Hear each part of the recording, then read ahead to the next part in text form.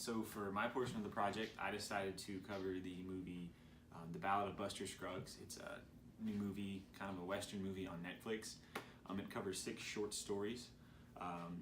In these half dozen chapters, there's a common theme in which the characters deal with the harsh realities of the Old West, specifically death, which visits the characters in each story. Of these 6, I want to cover 3 specifically. The first one is Near Algodonias. In this one, a cowboy robs a bank, pretty typical Western theme. But as he flees the bank teller begins to fire at him. The teller then charges him covered in pans and a washboard and knocks the cowboy out. The cowboy wakes up on the back of a horse with a noose around his neck. A lawman and his posse who captured him asked for his final words since they convicted him while he was semi-conscious. But before they can carry out his sentence, the Comanche attack and end up driving off the sheriff and his posse, but leave the cowboy on the back of his horse with the noose around his neck. After some time, though, a cattle drover passes by and cuts him down, and he joins this guy who turns out to be a cattle rustler. And another posse of lawmen come up and capture him a second time. This time, when he's put up to the gallows, he actually dies. But before he can die, he spots a beautiful young woman in the crowd, and he comments on her beauty. One of the interesting things that I saw in this chapter of the film was how we have like all the typical tropes from like a Western movie kind of played out. You see a little bit of John Wayne, a little bit of Clint Eastwood. You see this big gunslinger guy with a little bit of humor. You see the law come into play, and you also see the pretty girl, and all of these things play out. But I really like how the film sticks to the idea of you can't outrun death. Death is still going to catch up to you. There's none of this thing there's none of this idea where you can escape death just by luck or anything like that. Another thing that I really liked was just how fast-paced and how quick-moving the scene was. The next one was called All Gold Canyon. In this one, a prospector arrives in a mountain valley and he's searching for gold.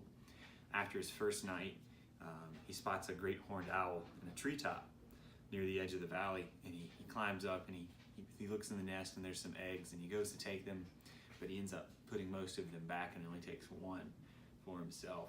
He then spends the next several days finding larger and larger gold nuggets where he's searching, and eventually he's found the place. The place he's looking for is this pocket of gold. He refers to it as Mr. Pocket.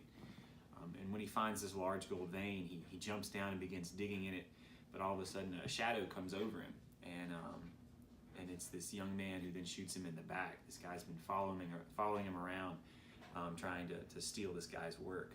But the prospector plays dead, and so when the boy jumps into the hole, the prospector ends up killing him, and the prospector keeps the gold for himself.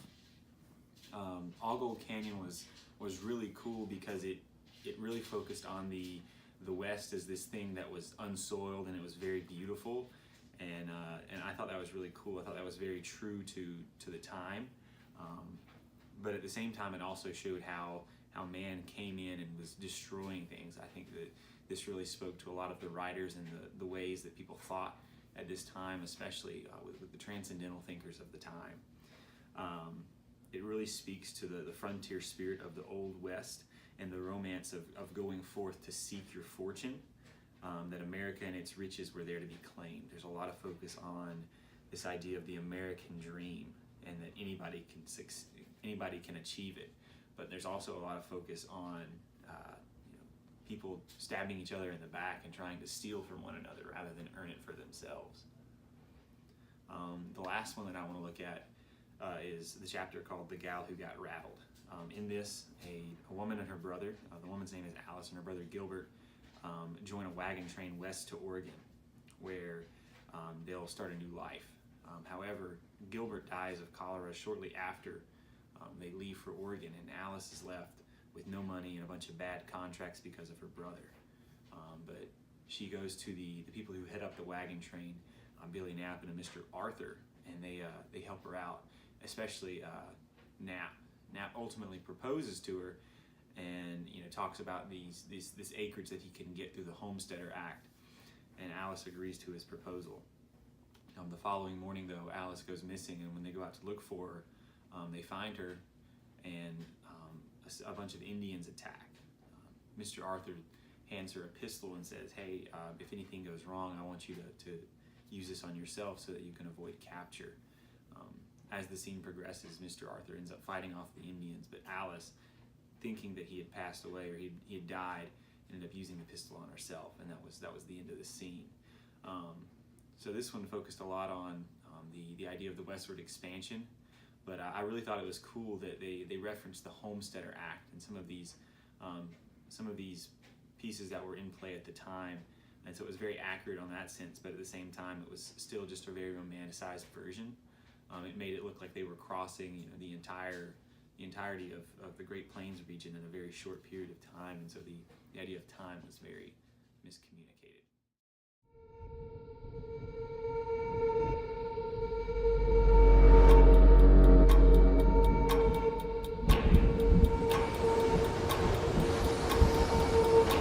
The enemy tanks have stopped.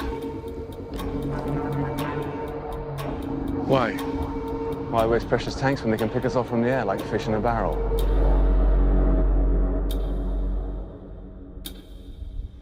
There are 400,000 men on this beach.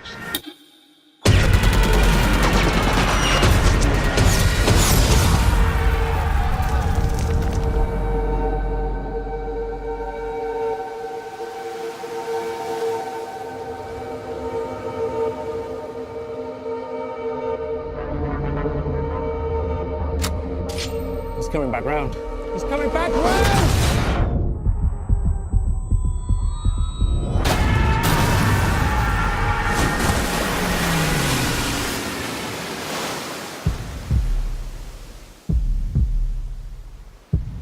Where are we going? Dunkirk. I'm not going back. There's no hiding from this, son. We have a job to do. If we go there, we'll die.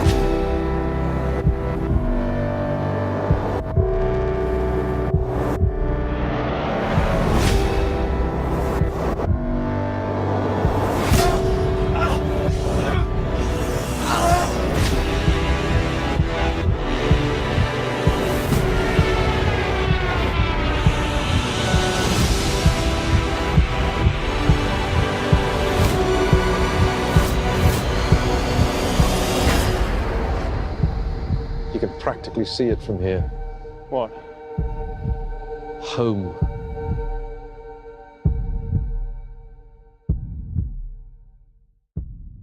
Dunkirk was a true event in World War II that happened from May 26th to June 4th, 1940. It was an operation called Dynamo by Winston Churchill to extract over 300,000 soldiers that were French and British from the beach of Dunkirk.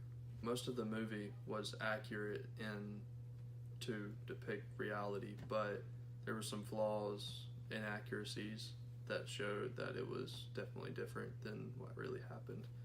As in Dunkirk, the city, what in the film showed no sign of true devastation or utter destruction at all. It only showed just vacancy, but in reality it showed like utter devastation, like no buildings that were still standing from the bomb shells and everything. And then another example would be the civilian vessels in the movie, particularly the one man who sailed across the channel to help the soldiers. That didn't particularly happen. I mean, maybe a few, but most of the vessels that were shipped over were requisitioned by the British government, and there were still civilian helpers, but not as many as it depicts in the film. Another example is the smaller ships that I was just talking about. They only rescued less than probably 100,000 people. But in the movie, it shows that they rescued most of them. And the smaller ships had a huge importance in this, but they only transported them to the bigger ships, so the bigger ships could go to back to Britain. And then another one, the French led most of Dunkirk. They were the starting leaders. They were ahead of the British. But in the film it shows that the British ran everything pretty much, but 123,000 out of the 338,000 were French army soldiers. If the rest were either casuals or they were captured, and they were still fighting in the city of Dunkirk to keep the Germans away so they could still have soldiers leave. I believe he changed some of the events to create more of an interesting film. And I feel like changing small details like these can create a more emotional appeal to the audience just from the cast that was played in the film. But overall it was a pretty good film and accurate, but in some other ways it was inaccurate, but not as big. Helmet. So, what river is this? Kuyukahanak. You have the most unusual names here. Chickahominy, Queagahonik, Pocahontas. You have the most unusual name, too. John Smith. Hey! Is this bottomless pit a friend of yours?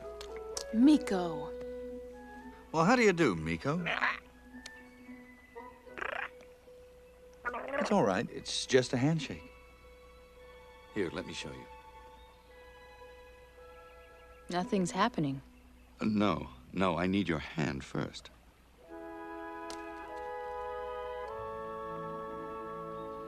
It's how we say hello.